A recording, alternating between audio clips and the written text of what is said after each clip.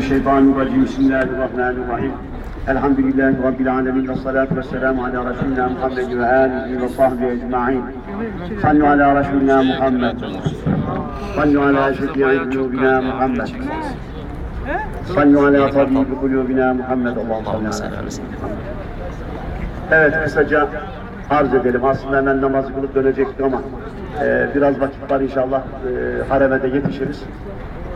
Kısaca arz edelim. Efendim, burası Kuba Mescidi. İslam'da ilk yapılan mescit. Ayetle sabittir. Mevla Teala Celle Celaluhu Kur'an-ı Kerim'de efendim beyan etmiştir. Le mescidün üstise alet takva min evveli yevmin. İlk günden takva üzere tesis edilen mescid diye Kur'an-ı Kerim'de geçiyor. Tabi Efendimiz sallallahu aleyhi ve sellem hicret ederken, Medine'ye gelirken, Medine'ye gelmeden önce çok yakın tabi, giderken de zaten Medine, şimdi hareme gideceğiz, göreceksiniz. Efendimiz sallallahu aleyhi ve sellem burada biraz konakladı. Değişik rivayetler var. Bir rivayete göre 14 gün, bir rivayete göre 23 veya 24 gün burada konakladı. Yani şimdi bu kadar kısa zaman durmasına rağmen bir ay bile burada kalmadı Efendimiz sallallahu aleyhi ve sellem, ama ona rağmen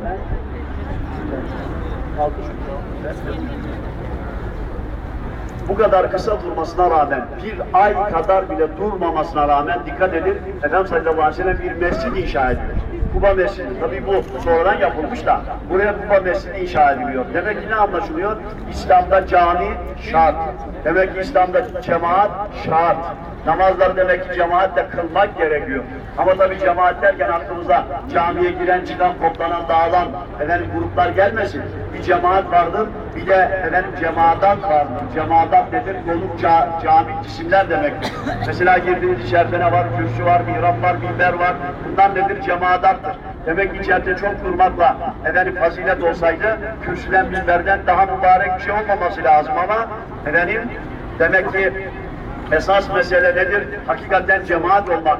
Cemaat nedir? Canlı, kanlı, görüşen, konuşan, camiyi dolduran, boşaltan, hasta olunca ziyaret eden, efendim daralınca efendim yardımına koşan, birbirleriyle ilgilenen, dertleşen, dertlenen, birleşip efendim tek vücut halinde olan demektir. Cemaat bu demektir.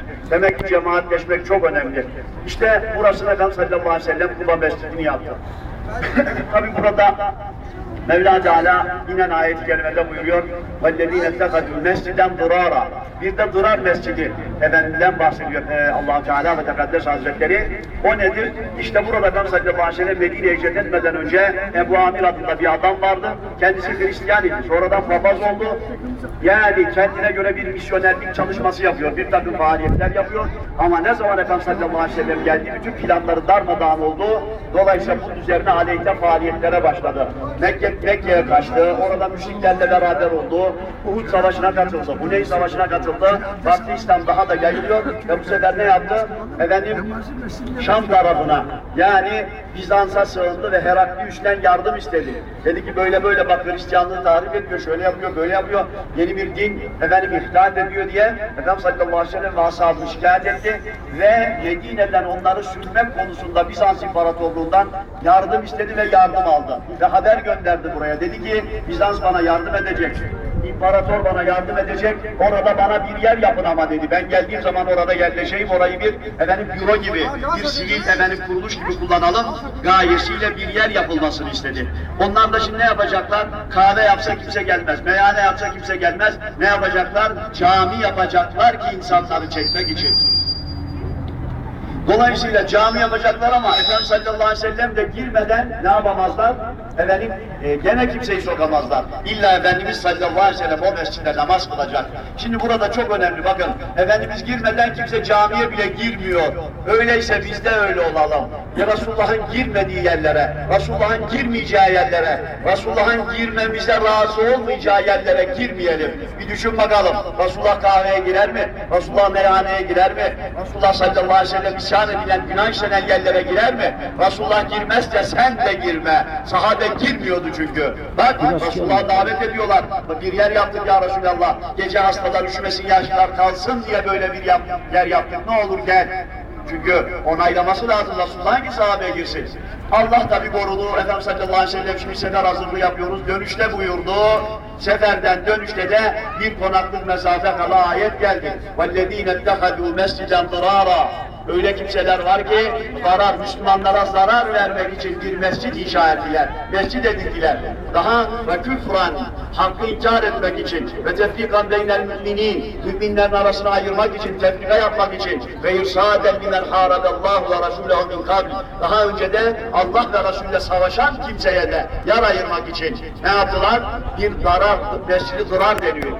Dolayısıyla bir zarar mescidi, Müslümanlara zarar vermek için bir yer yaptılar. Bu kimseler var ya, وَلَيَحْلِفُنَّ اِنْ اَرَدْنَا اِلَّا الْحُسْنَى, kesinlikle yemin ederler, vallahi billahi bizim derdimiz iyilik derler, iyiliği murad ettiğini söylerler ama vallahu yeşhedü innehum lekâdibûn, Allah onların yalancı olduğuna şahittir buyuruyor Mevla. La tekun fihi ebeda, asla onların mescidde namaz kılma. Ya mescidin üst alet takva min evvel yemin, ilk günden takva üzere tesis edilen mescitte, yani Kuba mescidinde en tekume fi en tekume ehakku fi, yani efendim orada namaz kılman daha layıktır. Mescidin üst alet takva min evvel yemin ehakku en tekume fi. Dolayısıyla Efendimiz sallallahu aleyhi ve sellem de ne yaptı? Burada namaz kıldı ve Efendimiz sallallahu aleyhi ve selleme burada فِيهِ رِجَالٌ يُحِبُّونَ اَنْ يَتَطَهَّرُوا buyuruyor Mevla. Burada temizlenen erkekler var. Allah yuhibbul tahirin. Allah da temizlenenleri sever.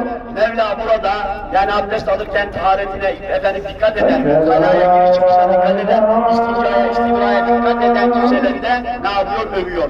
Dolayısıyla buradan bize ne kalsın? Allah burada temizlenenleri sever dediğine göre, bize de burayı nasip ettiğine göre abdestlere dikkat edelim.